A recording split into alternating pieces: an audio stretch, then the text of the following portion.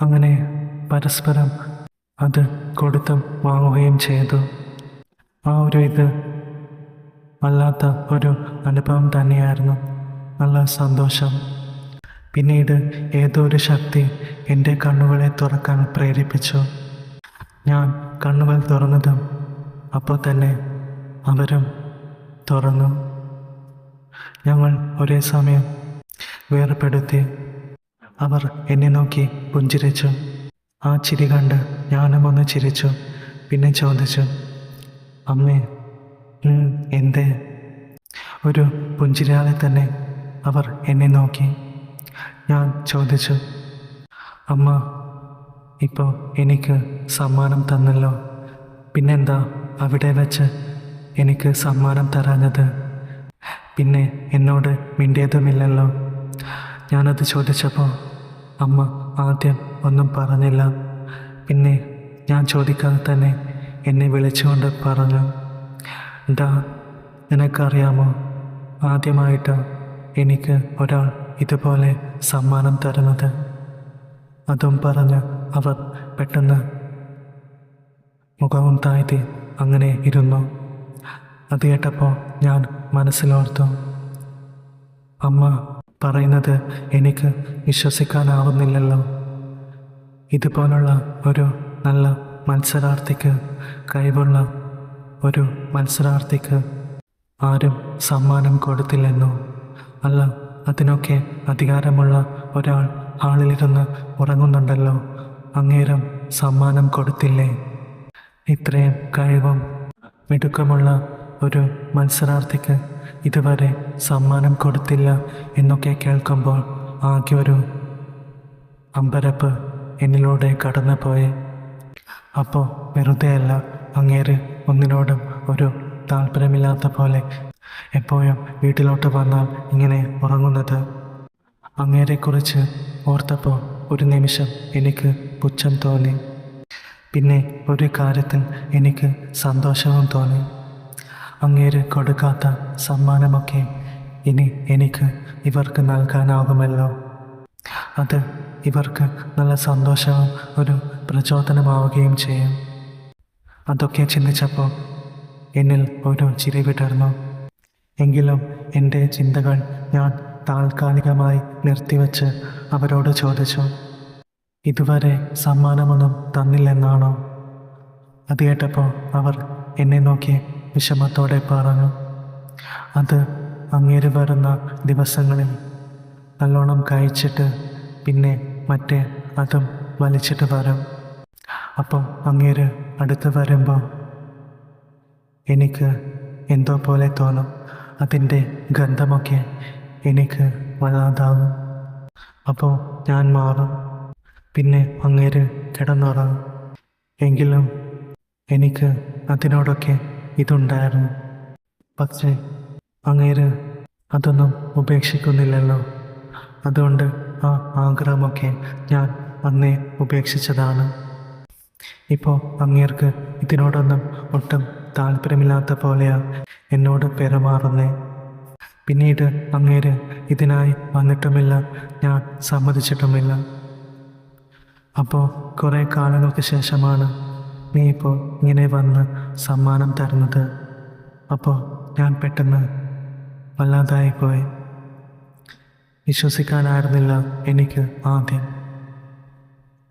അപ്പോൾ പെട്ടെന്നുള്ള ആ ഒരു സന്തോഷത്തിലും അമ്പരപ്പിലും ഞാൻ അങ്ങനെ നിന്നു പോയതാ. അതാ ഞാൻ എന്നോട് അപ്പോൾ അങ്ങനെയൊക്കെ പെരുമാറിയത്. പിന്നീട് നീ എനിക്ക് രണ്ടാമതും സമ്മാനം തന്നില്ലേ? അപ്പോൾ അങ്ങനെയൊക്കെ ഉണ്ടായില്ലേ? എനിക്ക് അപ്പോൾ വല്ലാത്ത സന്തോഷം തോന്നി കേട്ടോ.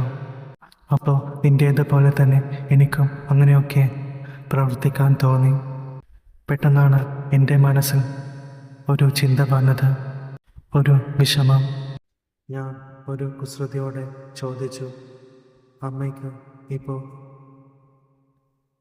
കുറ്റബോധം തോന്നുന്നുണ്ടോ? അതിന് അമ്മ പുഞ്ചിരിയോടെ മറുപടി പറഞ്ഞു, അത് എനിക്കറിയില്ല. എനിക്കും ഇപ്പോൾ ഇങ്ങനെയൊക്കെ തോന്നി. പിന്നെ അങ്ങനെയൊക്കെ ഉണ്ടാകുമ്പോൾ നമുക്കുണ്ടാവുന്ന ഒരു സുഖവും സന്തോഷവും ഉണ്ടല്ലോ. അത് കാരണം അത്രയും പറഞ്ഞ് അമ്മ ഒരു നിമിഷം മിണ്ടാതെ നിന്നു. പിന്നെ പറഞ്ഞു, പിന്നെ എനിക്കിപ്പോൾ കുറ്റബോധം തോന്നാത്തത് നിനക്കാണല്ലോ സമ്മാനം തരുന്നത്. മാത്രവുമല്ല, അങ്ങേരെ കൊണ്ട് ഒന്നും സാധിക്കുന്നില്ല. നീയാണല്ലോ എന്നെ എപ്പോഴും സന്തോഷിപ്പിക്കുന്നത്. അപ്പോൾ നിനക്ക് സമ്മാനം തരുന്നതിൽ എനിക്ക് സന്തോഷമേ ഉള്ളൂ. അമ്മ അത് പറഞ്ഞപ്പോഴുള്ള നാണം കാരണം എൻ്റെ അടുത്തേക്ക് ഞാൻ ഒരു ചിരിയാതെ ചേർത്ത് നിർത്തി. പിന്നെ പഴയതുപോലെ. അപ്പോൾ അവരുടെ മുഖത്ത് വല്ലാത്തൊരു നാണം അടിഞ്ഞു കൂടിയിരുന്നു. പിന്നെ ഞാനും അങ്ങോട്ടേക്ക് ചേർന്ന് മെല്ലെ കൊടുത്തു. ഞാൻ ചെയ്യുന്നത് പോലെ തന്നെ അവരും തിരിച്ച് അങ്ങനെ നൽകി. പിന്നെ മതിമറന്ന് അങ്ങനെ കുറച്ചു നേരം. ഇതൊക്കെ കണ്ടിട്ടാവണം ഉണ്ണിക്കുട്ടൻ ചാടി എണീറ്റു. അത് അങ്ങോട്ടേക്ക് അങ്ങനെ ചേർന്ന് നിൽക്കുന്നുണ്ടായിരുന്നു. അപ്പോൾ അവരിൽ നിന്നും ഒരു മൂളൽ ഞാൻ കേട്ടു. അത് അവർക്കും നല്ല സന്തോഷമായി എന്നതിൻ്റെ ഇതാണെന്ന് എനിക്ക് മനസ്സിലായി. അപ്പോൾ എനിക്കും ഒരുപാട് സന്തോഷം തോന്നി. എനിക്കപ്പോൾ അതും ഇതും എടുക്കാനും ഇതാക്കാനുമൊക്കെ തോന്നി. പിന്നെ നല്ല ദാഹവും ഉണ്ടായിരുന്നു. അപ്പോൾ കുറച്ച് വെള്ളം കുടിക്കാനായി എൻ്റെ മനസ്സ് വെമ്പി. എങ്കിലും അവസാനം പുലിവാലിലേക്ക് പോകുമെന്നോർത്ത് ഞാൻ അതിൻ്റെ സമയത്തിനായി കാത്തിരുന്നു. അവർ അപ്പോഴും അത് തന്നെ അങ്ങനെ തുടർന്നു കൊണ്ടിരിക്കുകയാണ്. പിന്നീട് കുറച്ചു നേരത്തെ സമ്മാനദാനത്തിന് ശേഷം പിന്മാറി. പിന്നെ എന്നെ നോക്കി അങ്ങനെ ഞാൻ അവരോട് ചോദിച്ചു, എങ്ങനെയുണ്ടായിരുന്നു ആദ്യത്തെ പരിപാടിയും സമ്മാനദാന ചടങ്ങും? അത് കേട്ടപ്പോൾ അമ്മ പുഞ്ചിരിയോടെ മറുപടി പറഞ്ഞു, അത് എന്ത് രസമായിരുന്നെന്നോ. സമ്മാനം നൽകുമ്പോൾ വല്ലാത്ത സന്തോഷവും സുഖവുമായിരുന്നു. നീ പറഞ്ഞത് ശരിയാണ്. ഒരു പ്രത്യേകതരം ഇത് തന്നെയായിരുന്നു അതിന്. അവരുടെ മുഖത്ത് അത് പറയുമ്പോൾ അവരുടെ മുഖത്ത് എന്തൊക്കെയോ ഭാവങ്ങൾ വന്നു പോകുന്നുണ്ടായിരുന്നു.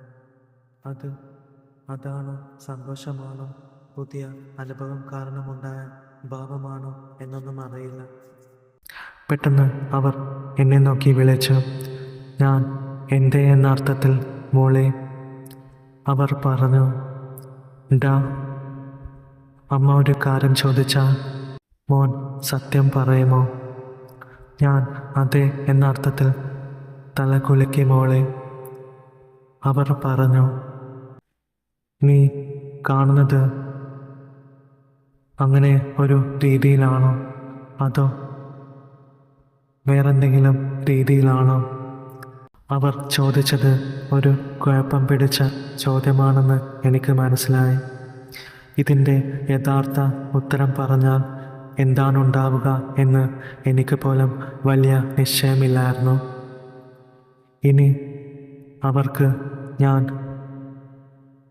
അവരെ അങ്ങനെയാണ്, ആ ഒരു രീതിയിലാണ് കാണുന്നത് എന്ന് മനസ്സിലായിട്ടുണ്ടെങ്കിൽ അവർ അത് പറയുമോ എന്ന് നോക്കാൻ ഞാൻ ഒരു കള്ളം പറയാൻ തീരുമാനിച്ചു.